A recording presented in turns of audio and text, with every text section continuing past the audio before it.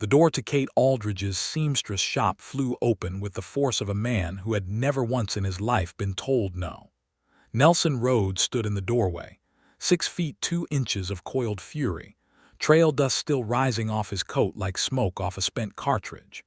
His jaw was set so hard the muscle along his cheek twitched, with the effort of keeping whatever was inside him from tearing loose entirely.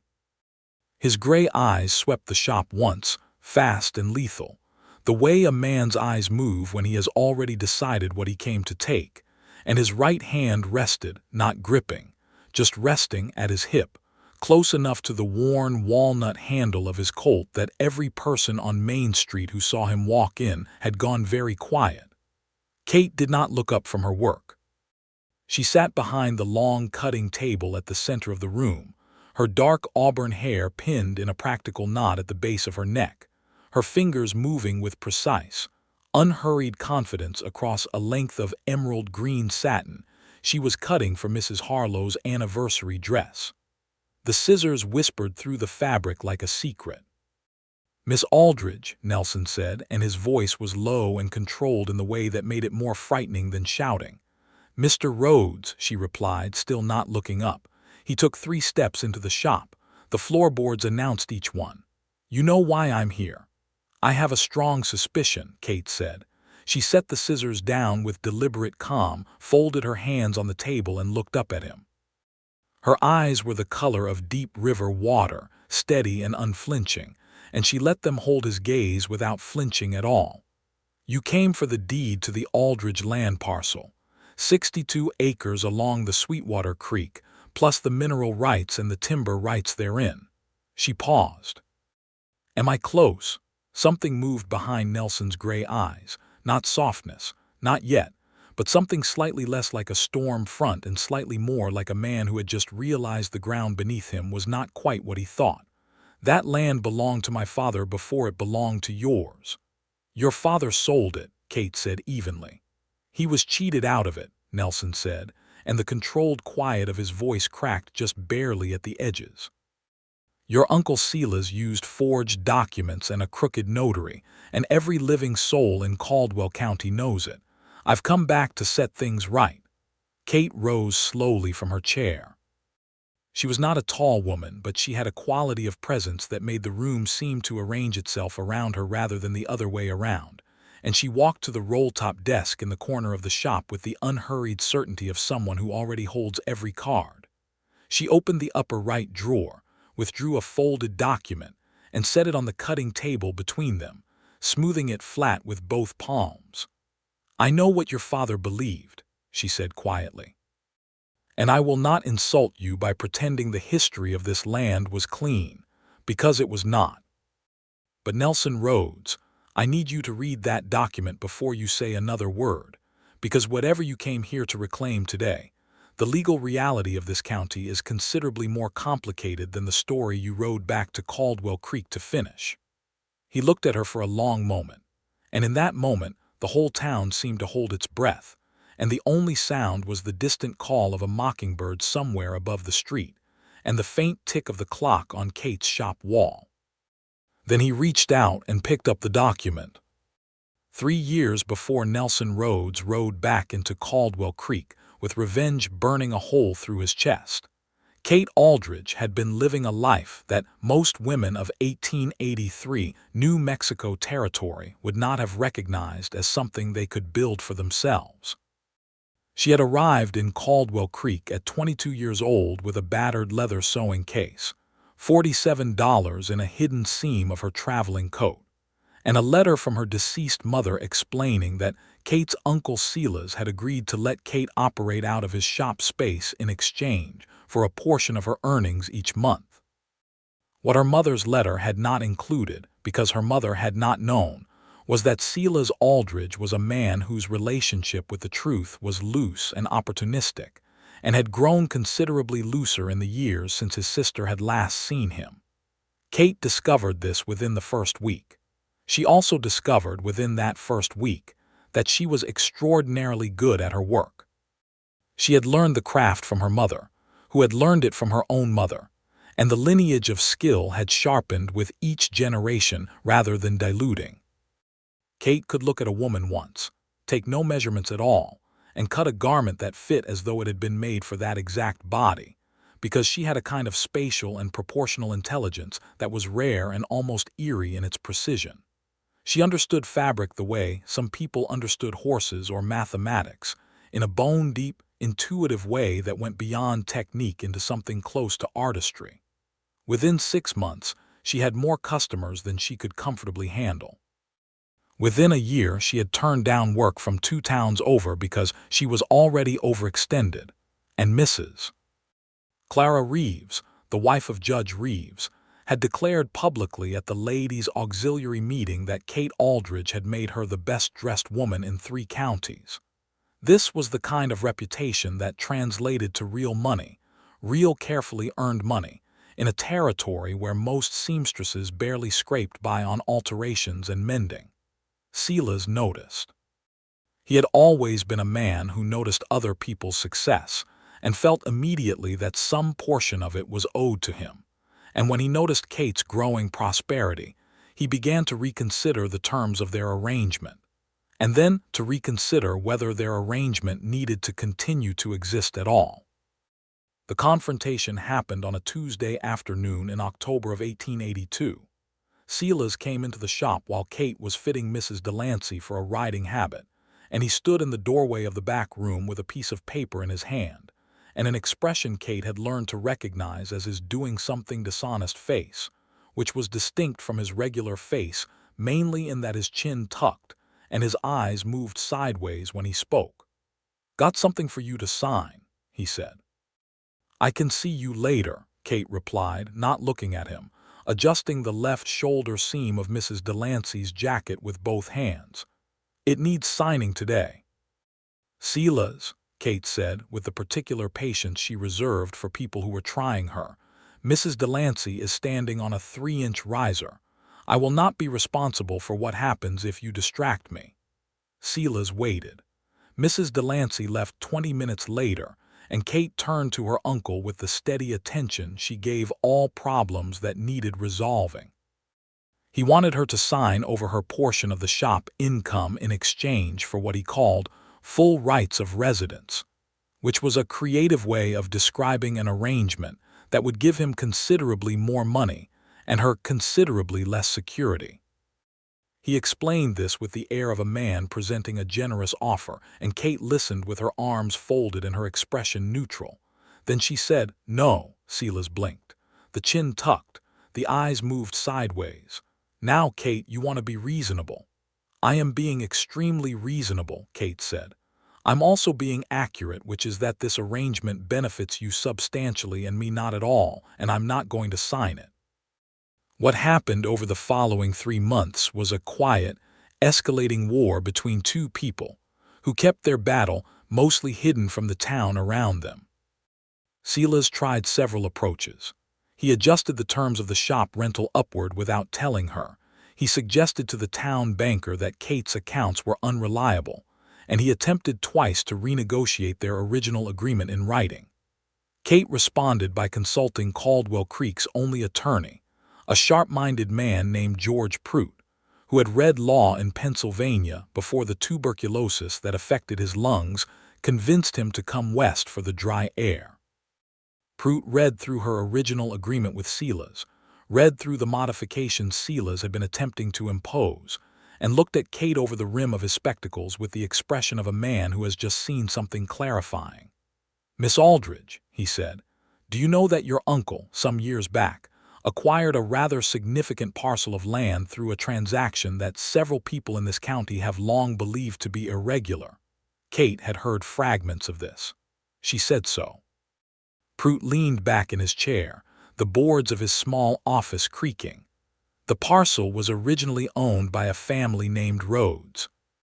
The elder Rhodes died, and within a year the property changed hands in a transaction that the county deed office recorded but that multiple witnesses have since disputed.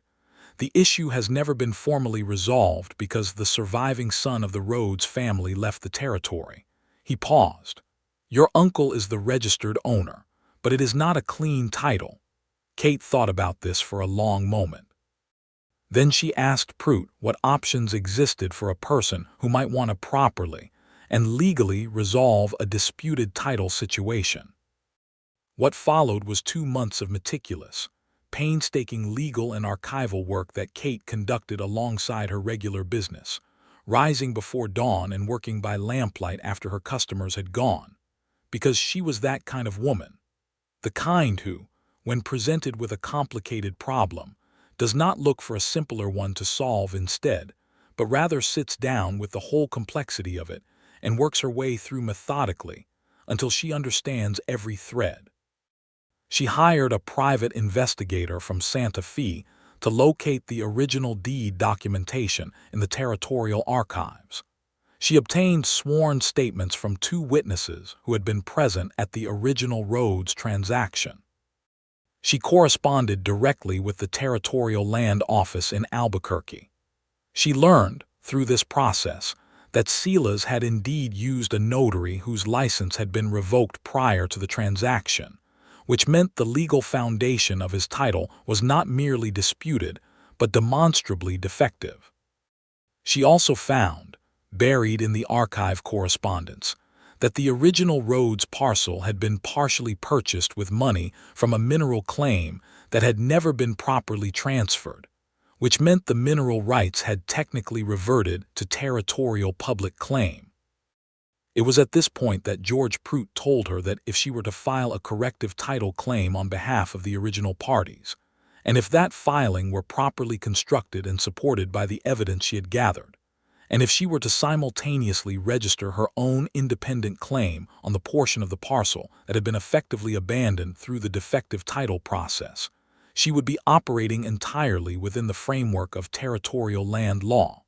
Kate sat with this for 3 days. It was not a small decision. It was not a clean decision.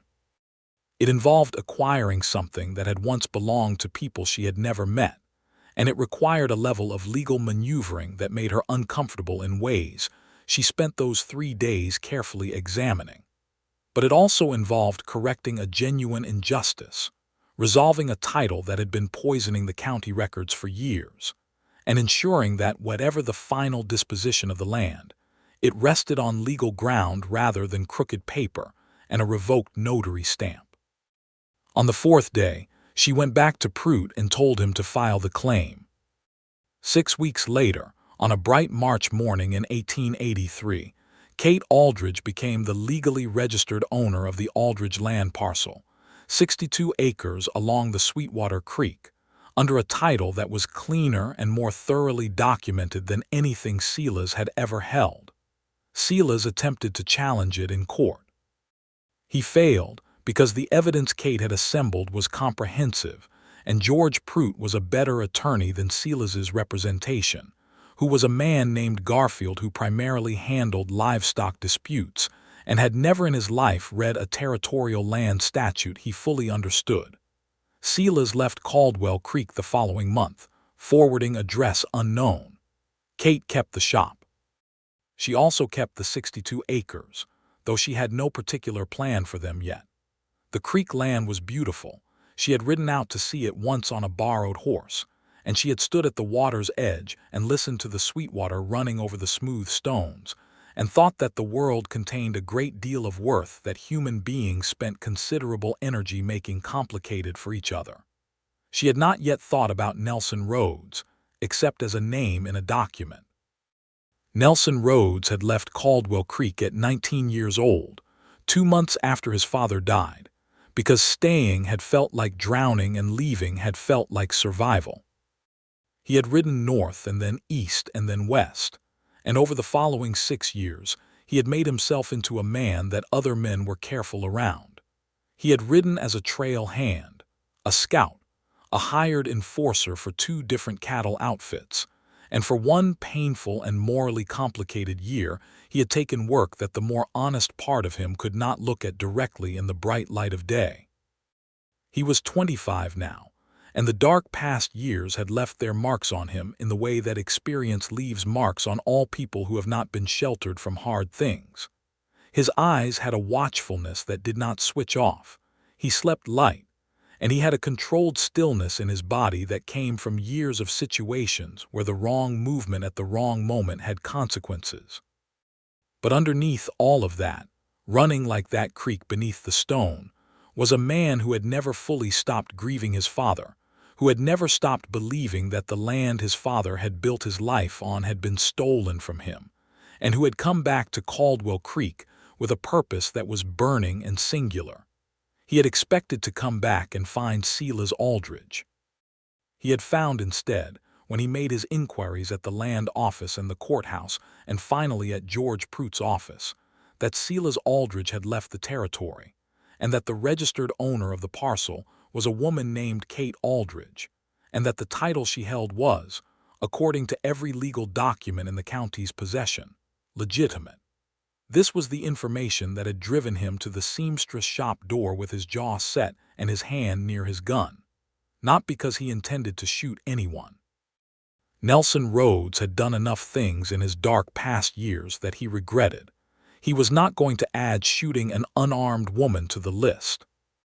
But the gun was the only piece of himself that he knew how to present when he was in pain, and he was in a very great deal of pain, because the one clear purpose he had ridden back to fulfill was suddenly standing in front of him in the shape of a legal document he had not anticipated. He read the document. He read it slowly, and then he went back to the beginning and read it again, because he was, beneath the weathered exterior and the dangerous reputation, a man who had taught himself to read well in the years since his father's death, who had carried books in his saddlebags and read them by firelight on cattle drives, and who understood, as he worked through the dense legal language of Kate's title claim, that what she had done was not what he had expected to find. She had filed a corrective claim. She had documented the defective notary. She had located the original deed witnesses. She had done the legal work that the Rhodes family had never had the resources or the knowledge to do themselves, and the resulting title was built on the explicit acknowledgement that the previous transaction had been fraudulent. "You documented my father's case," he said slowly. "Your father was cheated," Kate said. "I could not correct that directly because your father is gone and the original transaction is too old to simply reverse, but I could build the corrective record. And I could ensure that whatever ownership now exists on that land, it exists on honest foundation." Nelson set the document down. He was quiet for a moment that stretched out like a long piece of cloth, and Kate let it stretch because she was good at giving people the silence they needed to arrive somewhere honest. "That doesn't put the land in my hands," he said, not angry anymore.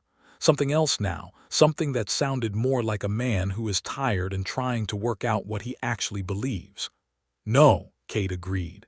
"It puts it in mine, which I recognize is not what you wanted to hear."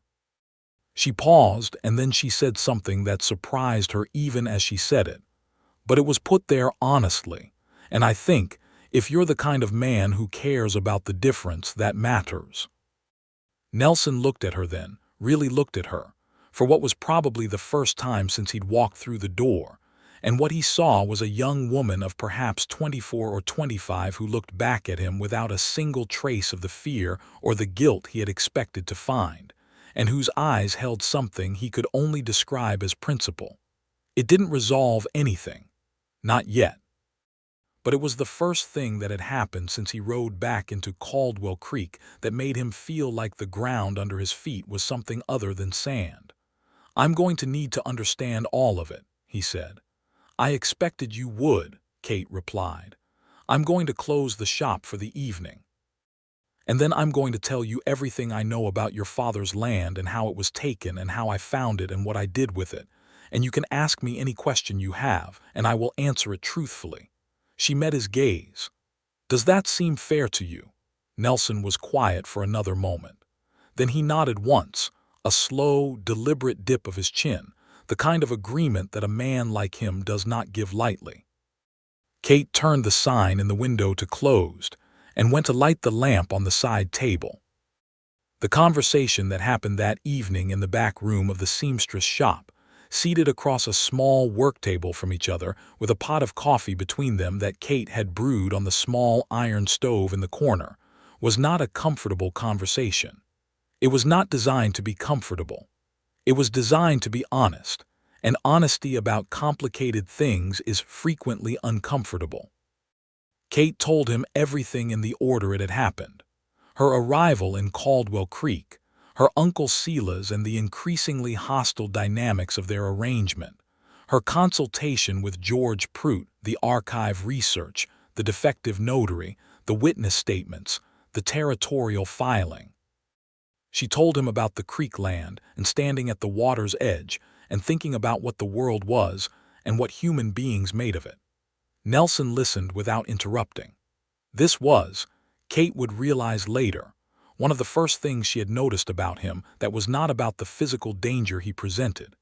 He had an unusual capacity for stillness and listening, which was not a quality she had expected from a man who had walked into her shop with that particular brand of quiet menace.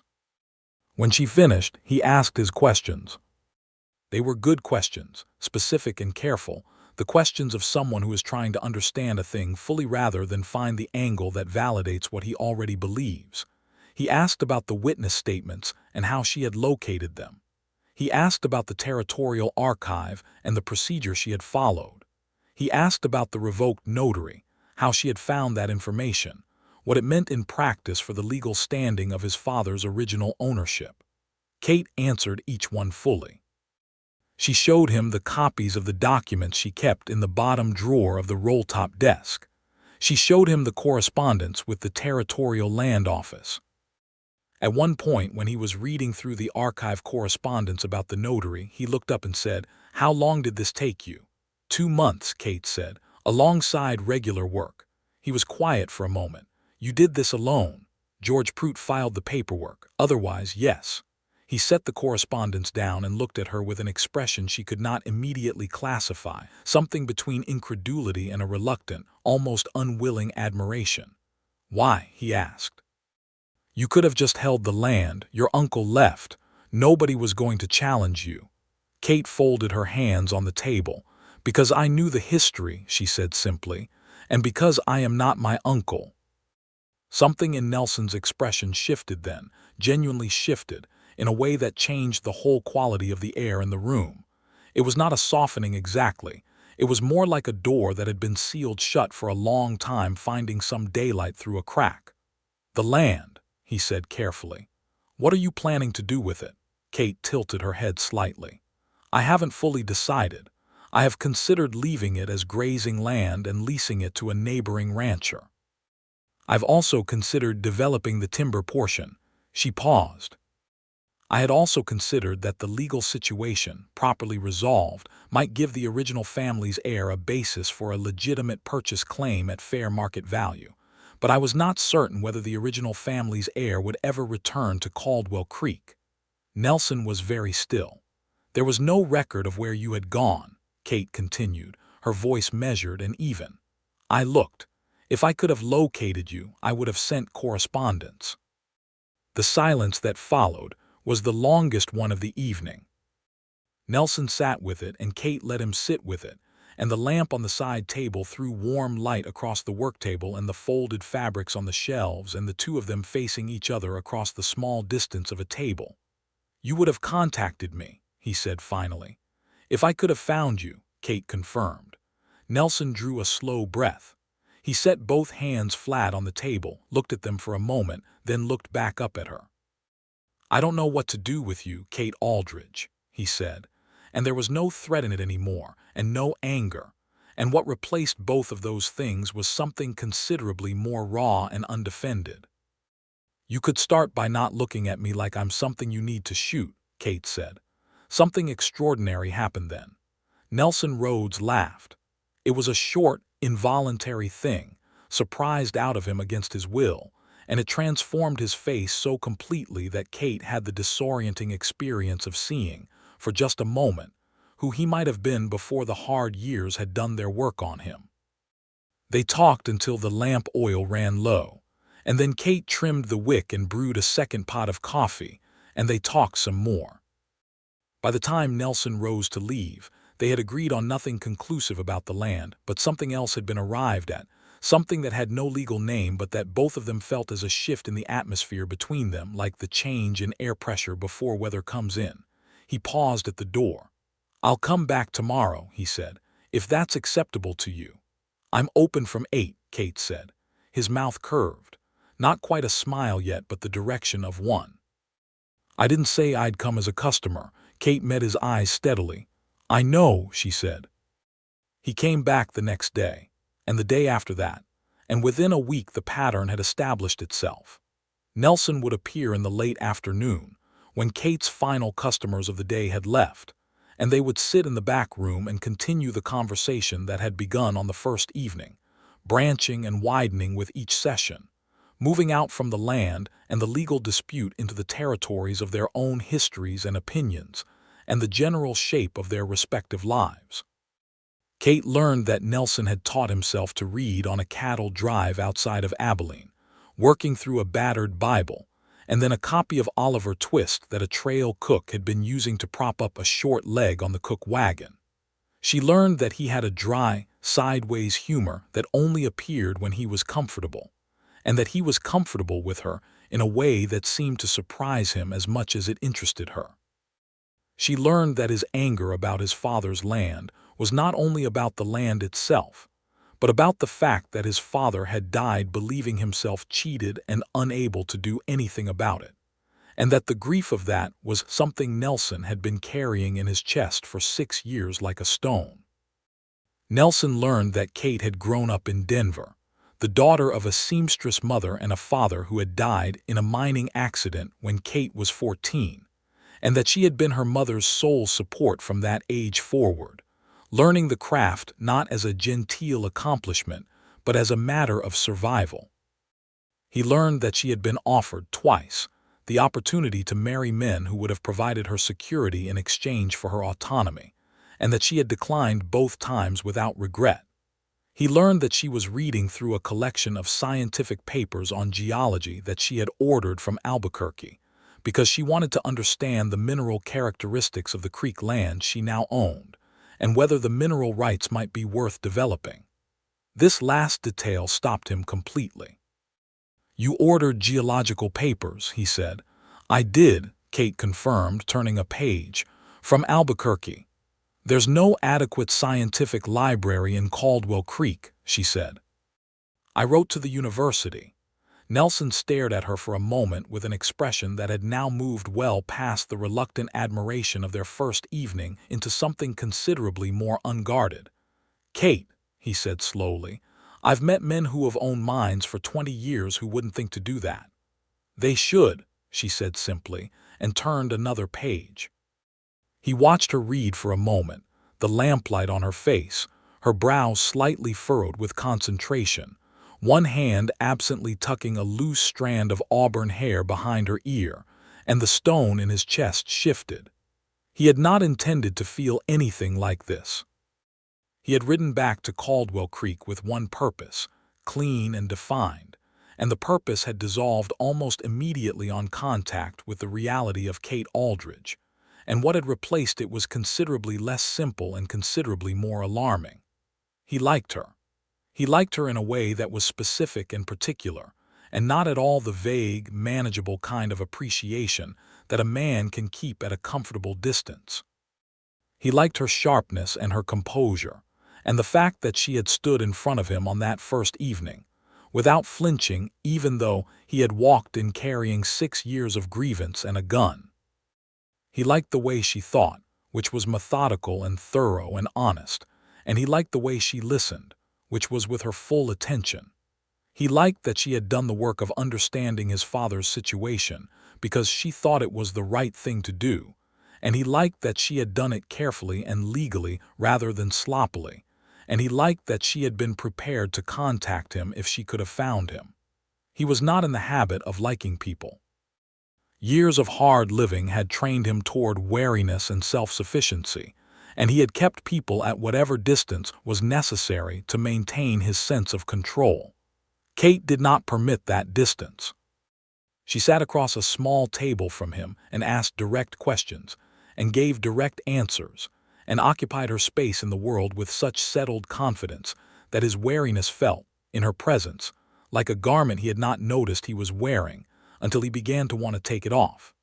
2 weeks into his return to Caldwell Creek, Nelson went to see George Prout.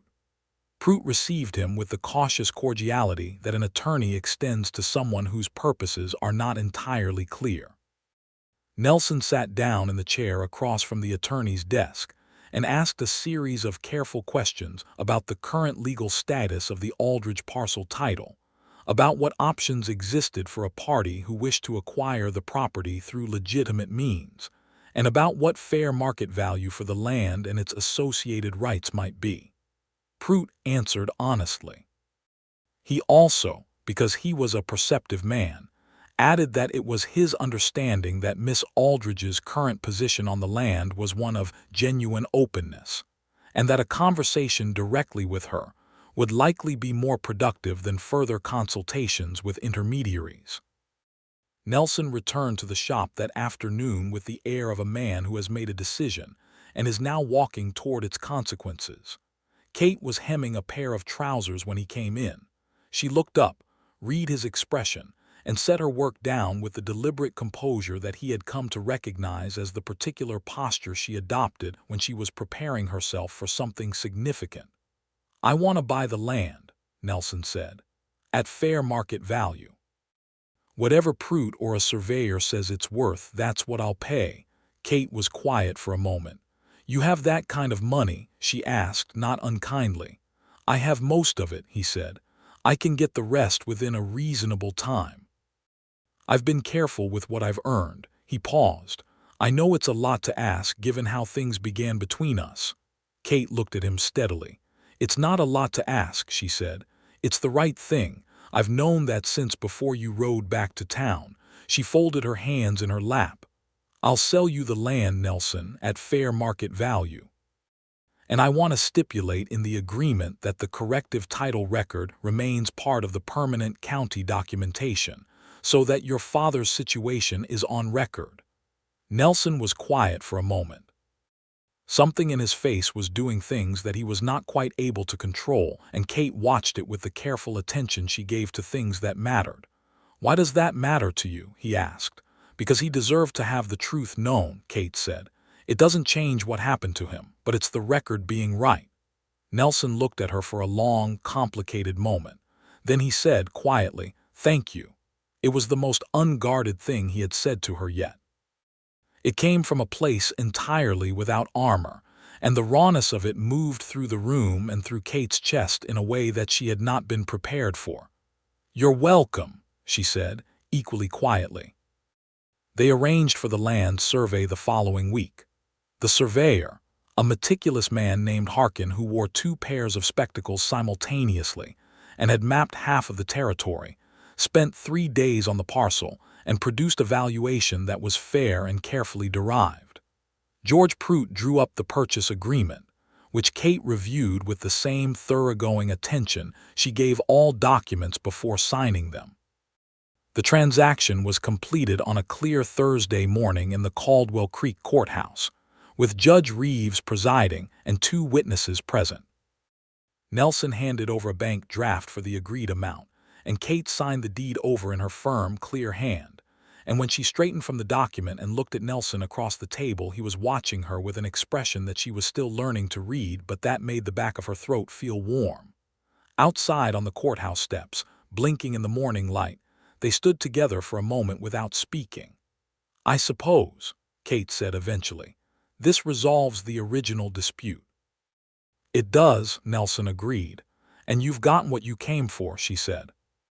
She meant it as an observation and not as a closing, but she felt the ground of the moment tilting in a direction she could not quite predict. "Not entirely," Nelson said. Kate looked at him.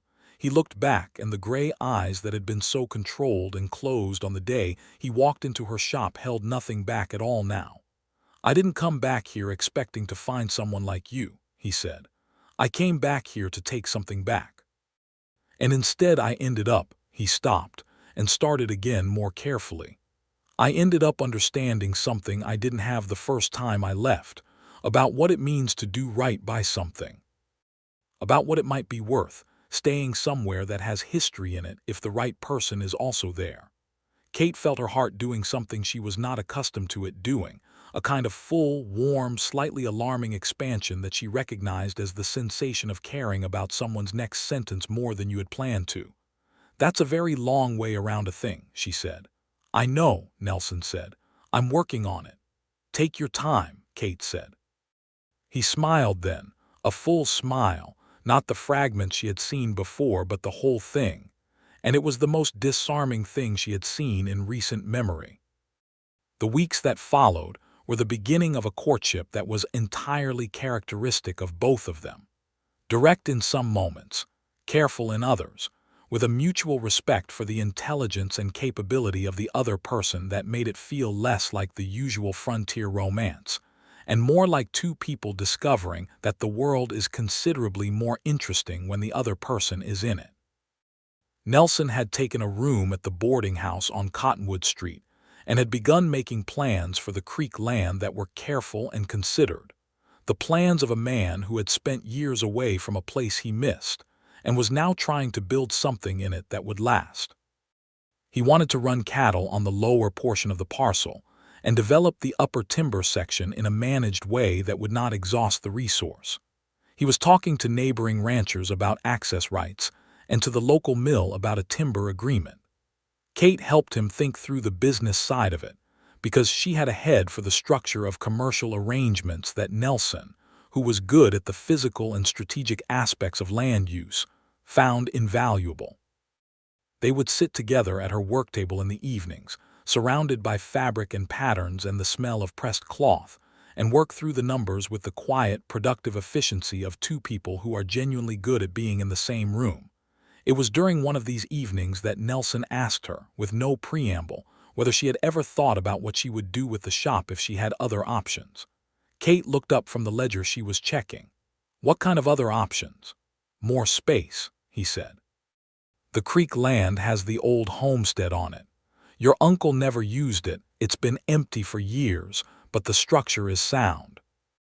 If it were renovated, it would be considerably larger than this shop, and it's on land that will be productive." He paused, watching her carefully.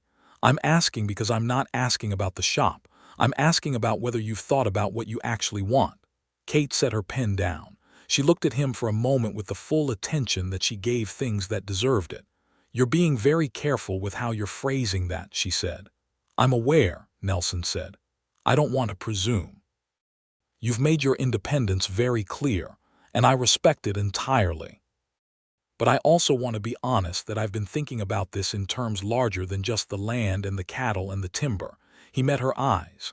"I've been thinking about it in terms of whether any of it makes the kind of sense I want it to make without you in it." The room was very quiet. Outside, the September wind moved through the cottonwood trees on the street and made their leaves talk. "Nelson," Kate said slowly, "are you telling me something important?" "I'm telling you," he said, "that I am in love with you, Kate Aldridge. And that I am saying so directly because I know that you prefer direct, and because anything else would be dishonest, and I am done being anything other than honest, at least with you." Kate looked at him for a long moment. The lamplight held them both, and the quiet of the shop held them, and Kate felt the full weight of the moment pressing gently on her chest. "I respect that you said that clearly," she said. "I know. But I'm waiting on something more than respect," he said, and his voice was low and entirely without pretense. Kate unfolded her hands from where they had been resting on the ledger and stood up from her chair, and she walked around the work table to where he sat, which was perhaps 3 feet away and felt like no distance at all, and she put one hand against the side of his face in a gesture that was both tender and deliberate and said, "I know you are. I'm in love with you as well. I've been trying to determine the right moment to say so." The breath that left Nelson then was the sound of something releasing that had been held under pressure for a very long time. He covered her hand with his, turning his face slightly into her palm in a gesture so unguarded and honest that Kate felt it move through her like the sound of the creek on the morning she had stood at the water's edge. "You were figuring out the timing," he said. "I'm a careful person," she said. "I know," he said. "I love that about you." What followed in the weeks after that evening was the kind of happiness that Kate, who had spent her adult life being competent and self-sufficient, and not particularly dependent on anyone else's presence for her well-being, had not entirely anticipated and found both delightful and slightly staggering in its scope. Nelson was not an easy person in the conventional sense. He had his silences and his watchfulnesses and the occasional dark mood that descended from nowhere, residue of the hard years, and Kate did not try to fix any of it, but she also did not step back from it. She would sit with him in the silences and let them pass, and when he was ready to talk she was there, and when he was not she respected that with the same equanimity she brought to everything, and it was this, as much as anything else, that convinced Nelson Rhodes that he had somehow, against all odds and his own dark past, found exactly the right person. He asked her to marry him on a bright October morning, standing at the edge of the Sweetwater Creek on the land that was now legally and honestly his, with the water running clear over the stones below them and the cottonwoods turning gold along the banks. He did not make a long speech of it. He turned to her where she stood beside him, watching the water, and he said, "Kate, marry me." She turned to look at him. "That's the whole question." "I could make it longer," he said. "Don't," she said. "I prefer it direct." She met his eyes, and the full steadiness of her gaze was everything it had ever been from the first evening, but warmer now, much warmer. "Yes," she said. He took her hand, and they stood at the creek together, and neither of them said anything else for a while because nothing else needed saying. They were married in November of 1883, at the small church on the east end of Caldwell Creek, by the Reverend Aldous Pemberton, who had a voice like a pipe organ and a genuine delight in weddings that showed in every syllable he spoke. Kate wore a dress she had made herself, because there was no one in 3 counties she would have trusted more with that commission, and it was ivory silk with an overlay of cream lace at the collar and cuffs, fitted with the extraordinary precision that was her particular genius, and she looked, in the collective opinion of everyone present, like the kind of woman who was very much doing exactly what she had decided to do. Nelson wore the best coat he owned, which was new, and stood at the front of the church with a quality of stillness that was not the controlled, watchful stillness of his first weeks back in town, but something entirely different, the stillness of a man who has arrived somewhere and knows it. Mrs. Reeves, seated in the 3rd pew, dabbed at her eyes with a handkerchief and whispered to her husband that this was the most romantic thing she had seen since the Thompson wedding of 1879, and Judge Reeves, who was generally not disposed to sentiment, nodded and did not entirely disagree. George Prout attended, and expressed afterward, with the dry precision that was his professional manner, that this was the most satisfactory resolution he had witnessed to a disputed title situation in his years of practice. In the months after the wedding, Kate and Nelson moved into the renovated homestead on the creek land. Nelson had spent 3 months on the renovation himself, with 2 hired hands, and the result was a house that was considerably more solid and comfortable than anything that had previously stood on the property, with a large front room that caught the morning light, a properly constructed kitchen, and a back room that Kate converted into a workspace substantially larger than anything she had had in town. She kept the shop in Caldwell Creek as well, at least initially, traveling in 2 mornings a week for her regular customers and handling the rest through fittings at the homestead.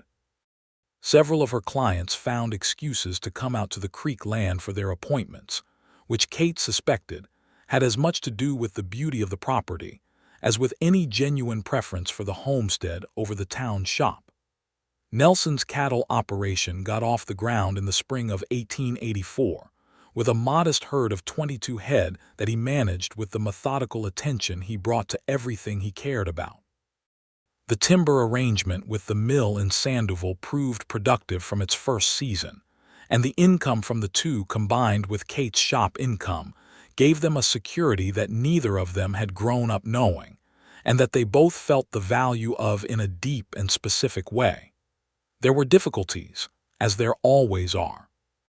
In the summer of 1884, a drought reduced the creek to a trickle for 6 weeks, and Nelson spent those 6 weeks managing the water situation with the focused urgency of a man who understood what water meant to land in the territory, hauling from a distant source and rationing with extreme care until the rains came back in September. There were 2 bad seasons for the cattle market that required adjustments to their plans. There was a winter illness that kept Nelson bedridden for 2 weeks in January of 1885 and gave Kate, who was not given to anxiety as a general rule, a new and unwelcome understanding of how much she had organized her sense of the future around this specific person. She sat beside him through the fever, managing his temperature with cool cloths and the methodical attention she brought to all serious problems. And when the fever finally broke on the 5th day and he looked at her from the pillow with clear eyes and said, in a rough voice, "You haven't left," she said. "Of course I haven't," in a tone that made it clear this required no further discussion. He recovered fully and emerged from the illness with a seriousness about certain things, the ordinary precious things, that he had not quite had before. In the early spring of 1885, Kate told him she was expecting a child. She told him on a Sunday morning when they were both still at the kitchen table after breakfast, the room full of that particular quiet that Sunday mornings make in a house where 2 people are genuinely content. She had been fairly certain for 2 weeks and had spent that time in the same way she approached all significant information, gathering it, examining it from every angle, ensuring that what she believed was supported by the evidence, and then deciding when and how to communicate it. She set her coffee cup down and said, "I'm going to have a baby, Nelson, probably in October." Nelson looked at her across the table. He set his own cup down very carefully. Then he got up from his chair and came around the table and crouched down beside her chair so that he was at her level, which was a thing that meant something about him and about them, that when something was important, he came to where she was rather than expecting her to orient toward him, and he put both his hands over hers on the table and looked at her face with an expression that she had no categories for because it contained too many things at once. "October," he said. "Approximately," she said. "I'd say late October, based on what I know." He turned her hands over and held them properly, both of his over both of hers, and he said, with a simplicity that was entirely characteristic of him at his most honest, "Kate, that's the best thing you've ever told me." "It's significant competition," she said, but she was smiling and her eyes were bright. "No," he said, "this wins," and he lifted her hands and pressed them against his chest where she could feel his heartbeat and held them there. The pregnancy progressed in the organized, practical way that Kate approached everything, which involved consulting the only physician in Caldwell Creek, a careful man named Dr. Emmett, who had been educated in Boston and practiced in the territory for 9 years, and who told Kate that she was in excellent health and that he had no concerns. Kate took this assessment under advisement, continued her work through the summer with appropriate modifications to the more physically demanding elements of it, and spent the autumn months finishing 2 large commission pieces, while also, in the evenings, making small garments from soft muslin and wool flannel that accumulated in a basket beside her work table with a quiet promise in them. Nelson watched her work with the steady, present attention he gave to things he loved, and when she would look up and catch him, watching, she would raise one eyebrow, and he would return to whatever he had been pretending to do, and neither of them said anything about it, but both of them felt the particular happiness that exists in a house where someone is known. The baby came in late October, as Kate had predicted, on a clear cold night with the stars hard and bright over the creek land and the cottonwoods bare against the sky. Dr. Emmett was there, and Mrs. Reeves, who had appointed herself as a sort of honorary aunt to the whole situation, and arrived with a basket of provisions and a manner that admitted no opposition. It was a boy. Nelson was in the kitchen when Dr. Emmett came to find him, because in 1885 in the New Mexico Territory, A husband's role in the delivery room was understood to be the room outside it. He had been sitting at the kitchen table for 4 hours with a coffee cup he had forgotten was empty, and when Dr. Emmett appeared in the doorway and said, "A healthy boy, Mr. Rhodes, and your wife is perfectly well," Nelson put both hands over his face for a moment and sat very still.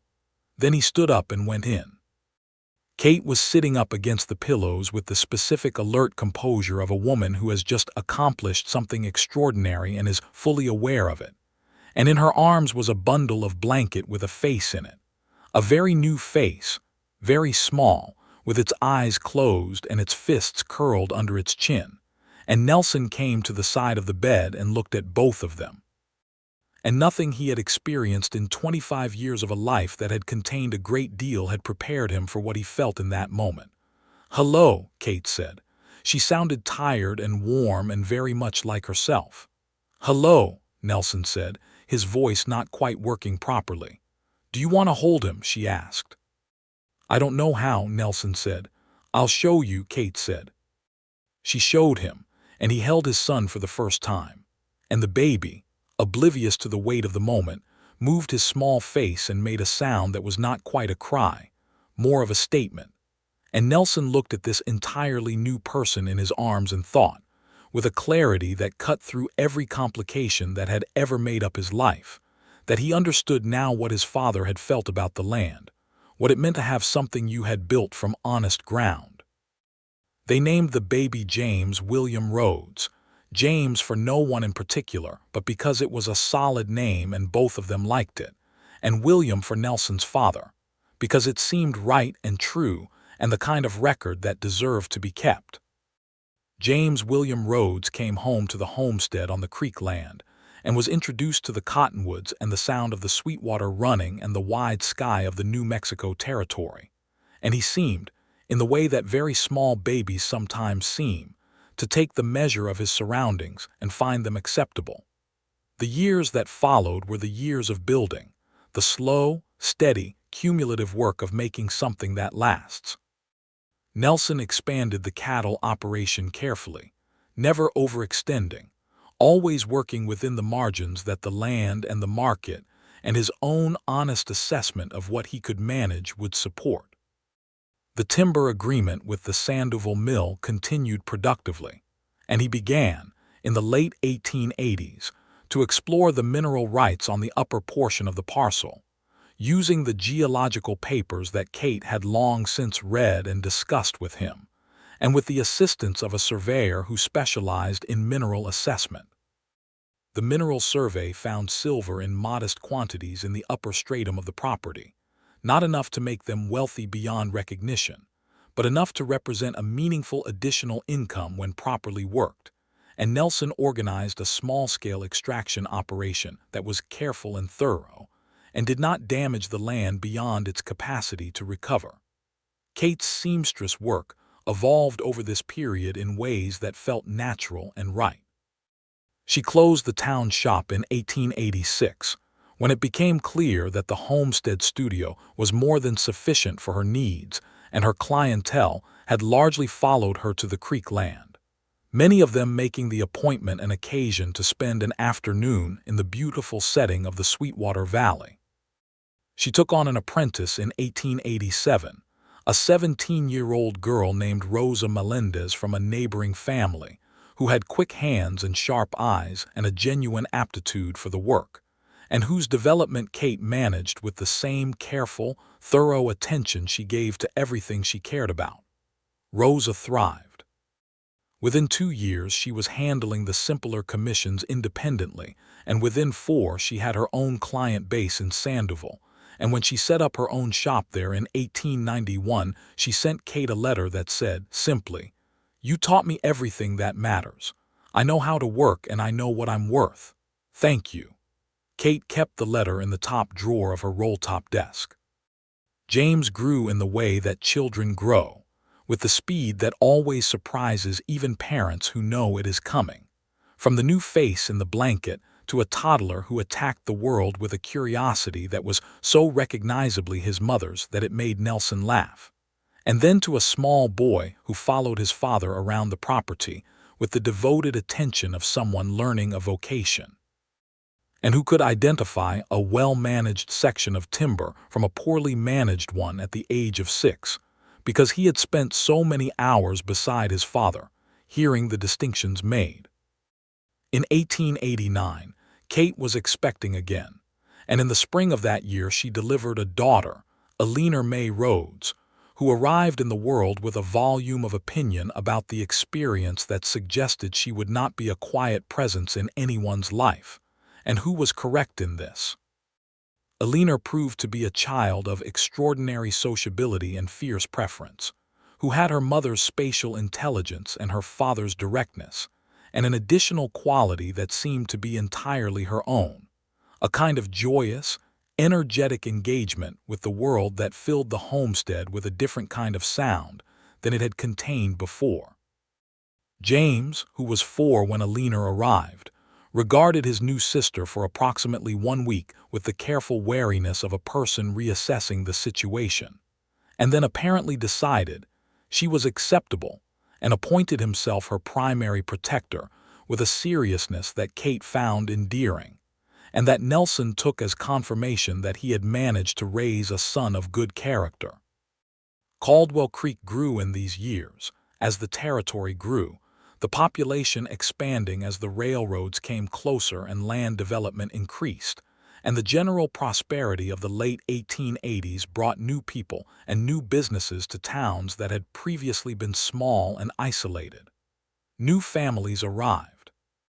The town got a second attorney, and then a doctor who joined Dr. Emmett, and then a school that was properly funded rather than dependent on the church hall. Kate was involved in the school because she believed in it with the conviction of someone who understood exactly how much depended on what people were taught and how they were taught it. She served on the school board from its founding in 1887, and she was known among the members of the board for the quality of her contributions, which combined practical common sense with a breadth of reading and thinking that consistently raised the level of the conversation.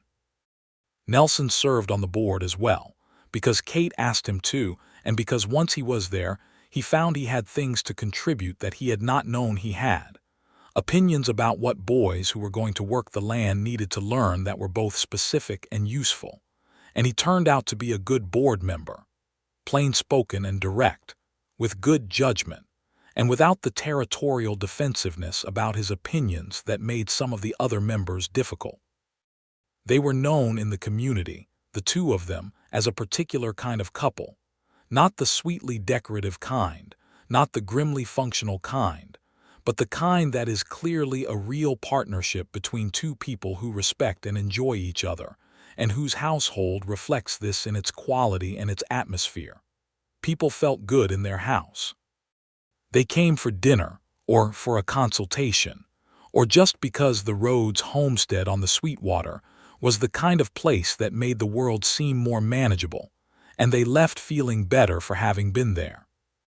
The summer of 1890 was a particularly fine one, warm and properly watered, the creek running well and the cattle in good condition, and the silver extraction proceeding steadily.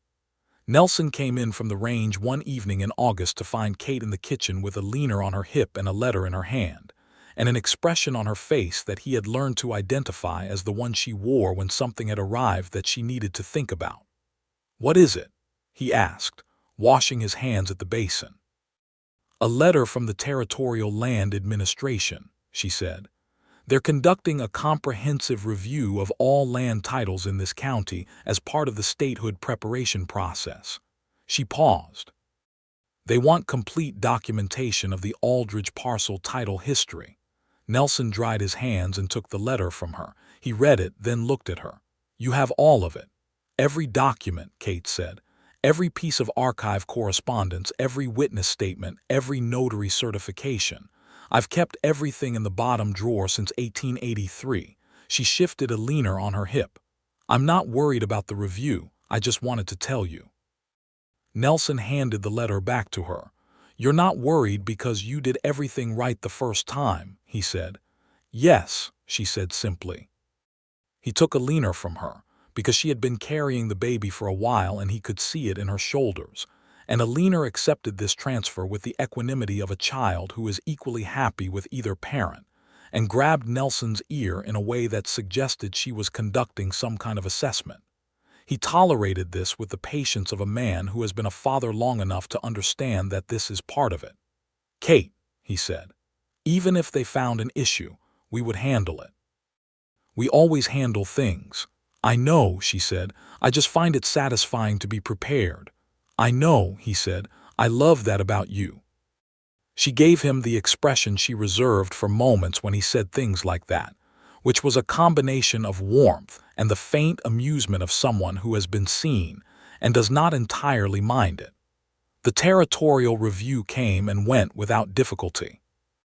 Kate's documentation was so thorough and so well organized that the reviewing officer wrote a note to George Prout, commenting that it was the cleanest title record he had encountered in the entire review process, and that the corrective documentation was a model for how disputed title situations ought to be resolved. Prout sent the note along to Kate, who read it, felt the quiet satisfaction of work that has been done properly, and filed it in the drawer with the rest of the documentation. New Mexico achieved statehood in a different form than originally anticipated in the 1890s, the process being characteristically complicated by territorial politics. But the land records were secure, and the Rhodes homestead on the Sweetwater Creek remained what it had been for nearly a decade: honest ground, properly held. In the spring of 1893, when James was 7 and Alina was 4, Kate found herself looking at the property one morning from the front porch and thinking about the morning she had stood at the water's edge, newly titled owner of land with a complicated history, thinking about what the world was and what people made of it. She had not imagined that morning anything that looked quite like this: the creek running clear below the slope, the cattle visible in the lower pasture where Nelson was moving them with the easy efficiency of a man who has learned his land well, the sound of her children in the kitchen behind her, James's clear voice and Alina's louder and more insistent one, the smell of the coffee she'd just made still in the air around her. She had imagined, perhaps, security, the satisfaction of work well done, the particular freedom of a woman who has built something of her own. She had not quite imagined this additional dimension, this warmth that was not merely comfort or safety but something more specific. The feeling of belonging to a life that you have chosen and that has chosen you back. Nelson came up from the pasture late in the morning, and she was still on the porch, and he came up the steps and stopped beside her and looked out at what she was looking at, and they stood together for a moment in the way that people stand together when they have been standing beside each other for long enough that it is the most natural position in the world. "What are you thinking?" he asked. "I'm thinking that things turned out very well," Kate said. He turned to look at her profile, and the expression on his face was the one she had first seen in fragments on the evening of their first real conversation, when the door had cracked open just enough to let the light through, and that was now the ordinary settled expression of his daily face. "They did," he said. She turned to look at him then, and the gray eyes that had once been so carefully controlled held absolutely everything now. No armor, no distance, just the full weight of a man who had arrived somewhere he had not expected and found it to be home. "You know," Kate said, with the slight warmth in her voice that preceded her dry moments, "you came back to Caldwell Creek intending to take something by force." "I know," Nelson said, "and instead you ended up buying it legally and then building a life on it." "That is also correct," he said. "I'm pointing out," Kate said, "that the legal approach was considerably more productive." Nelson looked at her for a long moment, and then he laughed, the full genuine laugh that she had first heard on the evening of their first conversation, that had surprised him out of himself against his will, and that still, all these years later, transformed his face in the particular way she loved. "Kate Aldridge Rhodes," he said, "you are the most precise person I have ever met." "Yes," she agreed. "You should be grateful." He put his arm around her and she leaned into him, and they looked at the Sweetwater Creek and the good land that ran down to it, and the cattle in the lower pasture, and the cottonwoods that were just beginning to put out their early spring leaves, pale and trembling, and full of the particular promise that things have when they are about to become themselves. In the years following, the children grew into themselves with the confidence of people who have been raised in a house where honesty was the standard and capability was expected, and love was not a theory but a daily practice. James at 10 was his father made studious, quiet, observant, with a strong sense of right and wrong that expressed itself in a directness that occasionally made things awkward for people who had expected more flexibility. Eleanor at 7 was a different kind of force, bright and social and opinionated, who had decided by the age of 6 that she was going to be a physician, and had organized her entire intellectual life around this goal with an efficiency that Dr. Emmett found both flattering and slightly alarming. Nelson built a second structure on the property in 1894, a proper barn that replaced the older and increasingly inadequate one, and the construction became a community event that half the valley showed up to assist with, because that was the kind of community the Sweetwater Valley had become over the years, the kind where neighbors helped and expected to be helped in return, and found this arrangement more or less satisfactory. George Prout retired in 1895, turning his practice over to a younger attorney from Las Cruces named Antonio Salinas, and at the retirement dinner that the town organized in his honor, he gave a speech that was, for Prout, unusually warm, and in it he said that the case he was most proud of in his career was the title resolution of the Aldridge parcel, not because it was legally complicated, although it was, but because it had been undertaken by a young woman with the moral clarity to know that doing something right was more important than doing something easy, and that the outcome of that moral clarity had been, in his estimation, entirely fine. Kate, seated at the table with Nelson beside her, and Eleanor making determined inroads on a piece of pie beside her, and James pretending not to listen while clearly listening intently, received this with the composed warmth of someone who is moved but will not make a scene about it. Nelson took her hand under the table, and she let him hold it, and they stayed at the dinner long after the speeches were done, because the night was warm and the company was good, and there was nowhere in the world they needed to be except exactly where they were.